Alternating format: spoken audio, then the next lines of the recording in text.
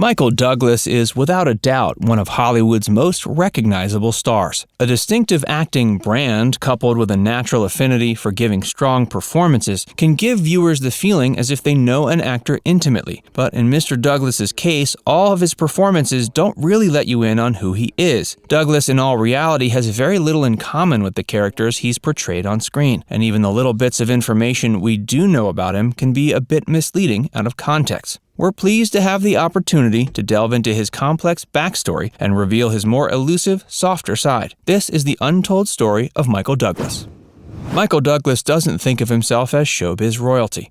You probably already know this, but he's the son of another legendary Hollywood player, Kirk Douglas. As such, you might assume he grew up with his place in the industry pretty much guaranteed. But actually, Douglas's destiny only seems so obvious in retrospect. Douglas once touched on this subject when speaking to AARP. He acknowledged the fact that a lot of people are under the impression he's somehow a member of Tinseltown royalty. While he cherishes the relationship he had with his dad and always tried to make him proud, he still had to put a lot of hard work in to come out on top. When he was young, his father wasn't the reigning king of the entertainment industry yet, so he couldn't have possibly grown up as Hollywood's prince. Douglas describes that chapter of his childhood as being a bit awkward and intense, and his family history was also a bit rocky, so the idea of him being part of some kind of grand dynasty seemed pretty foreign to him at the time. After his father's marriage failed, he pretty much abandoned his family, leaving him with a tremendous sense of guilt. He and his son only got to see each other around the holidays, so their relationship became quite strained. But even though Michael wasn't raised with some kind of Hollywood pedigree, he still had a remarkable sense of stability in his life. He was lucky enough to have a stepfather who loved him very much, and who provided him with the resources and environment needed to enjoy a lifestyle that had nothing to do with Hollywood.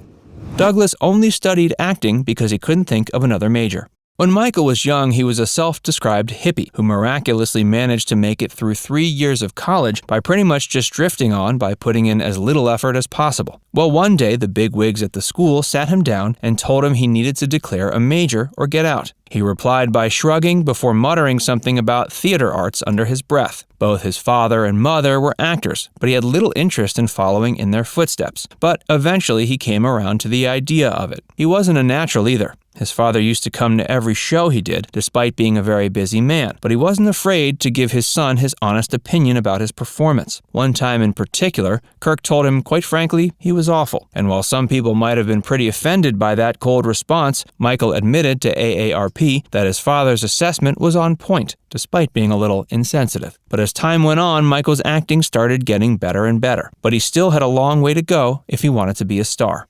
Hey, if you're enjoying this video so far, make sure you give it a like, and be sure to subscribe to Factsverse if you haven't already. And stick around to find out what prestigious title Michael Douglas holds working with the UN. He got his start earlier than you might think.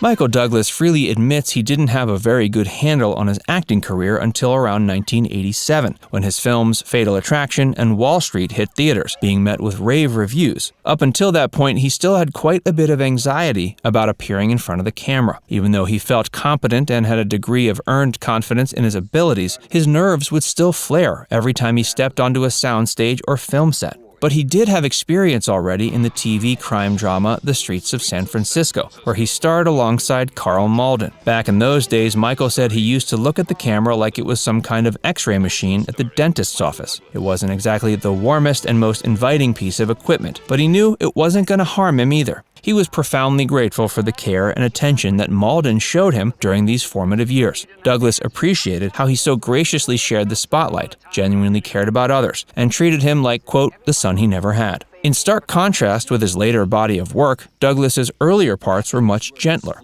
He was often cast as the good guy. So often, actually, he would relish the opportunity to play a rascal, as he did in Romancing the Stone. So many years later, it's almost unfathomable to imagine Michael Douglas ever struggled with being typecast as a hero, knight in shining armor type. One Flew Over the Cuckoo's Nest. Michael Douglas took his first stab at being a producer in the 1975 film One Flew Over the Cuckoo's Nest. His dad actually owned all the necessary rights to that film, so that obviously made things easier. When he asked his father for permission to produce it, he promised him the lead role. But fundraising for the project took quite a bit of time, and by the time they had the money to get the ball rolling, his father was already getting up there in years. Michael claims his father never forgave him for not casting him in the film. Douglas shared with Playboy that the production was grueling and thrilling at the same time. They shot on location in a real state-run mental hospital in Salem, Oregon. And they even employed the talents of several actual patients from the hospital per the director's request. Douglas also shared that he hadn't fully realized what he had signed on to before taking on the film. At one point, they naively had an arsonist working with turpentine with the painters just 1 year after trying to burn down the hospital. They also had a convicted murderer working alongside the electricians, so it's a wonder nothing tragic transpired. Regardless of all the hang-ups and hurdles, the movie ended up being a huge success. It won several Oscars. In 2020, Douglas returned to the show's subject material by producing the Netflix spin-off series Ratchet. Douglas values professionalism above all else. Douglas's most tried and true role on the job is to keep a set as professional as possible. When you're in the captain's seat working on a project, it's your job to set the overall tone. Bad behavior begets bad behavior, and jerks unconsciously egg each other on to engage in equally toxic ways. So it's always been Douglas's goal to make sure that he recruits talented people who are also pleasant to work with. Douglas discussed the importance of maintaining that kind of no-nonsense approach, just like his father taught him. One of his biggest personal roles in life is to do whatever you're doing whole-souled and not to make needless compromises out of laziness. Michael also greatly values maintaining a strong personal work ethic. He's always tried his best to treat his co-stars and workmates with courtesy. He's an outspoken anti-war advocate.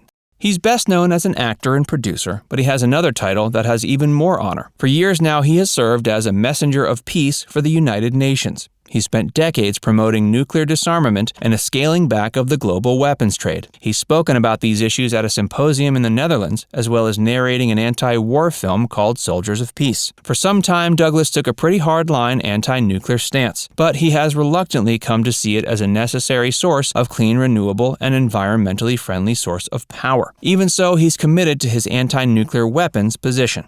Now it's time to hear from you. What's your favorite Michael Douglas film of all time? Let us know in the comments section below. And before you go, make sure you give this video a like and subscribe to Facts First if you haven't already. Click the bell icon to stay updated on all our latest content.